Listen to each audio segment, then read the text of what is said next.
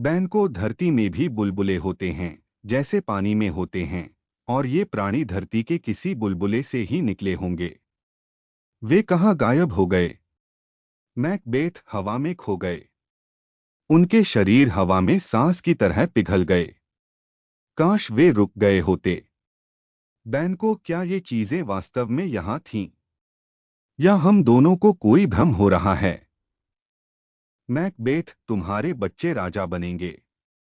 Ban को, तुम स्वयं राजा बनोगे? नहीं, वे तो कह रही थीं कि तुम्हारे वंशज राजा बनेंगे। मैकबेथ, और कॉवडर के थेन भी।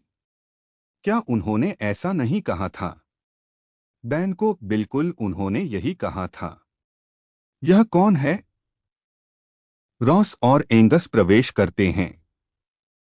रॉस, राजा आपकी सफलता की खबर सुनकर बहुत प्रसन्न हुए, मैकबेथ। जब भी वह आपके विद्रोहियों के साथ लड़ाई में किए गए पराक्रमों की कहानी सुनते हैं, तो वह इतने आश्चर्यचकित हो जाते हैं कि उन्हें बोलने की शक्ति नहीं रहती। उन्हें यह भी पता चला कि आपने एक ही दिन में विद्रोहियों के साथ साथ नॉर्वे की सेना के खिलाफ भी लड़ाई लड़ी, और मृत्यु से आपको जरा भी डर नहीं लगा, यहाँ तक कि आपने अपने आसपास के सभी लोगों को मार डाला।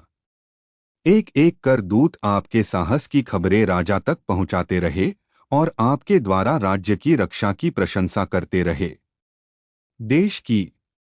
एंगस, राजा ने हमें आपको उनकी धन्यवाद देने और आपको उनके पास ले जाने के लिए भेजा है। आपका वास्तविक पुरस्कार हमसे नहीं मिलेगा।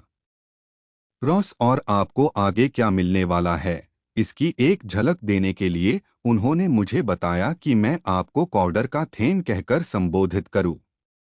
तो जय हो, कॉवडर के थेन। यह खिताब अब आपका है। बैन को आश्चर्यचकित, क्या शैतान सच कह सकता है?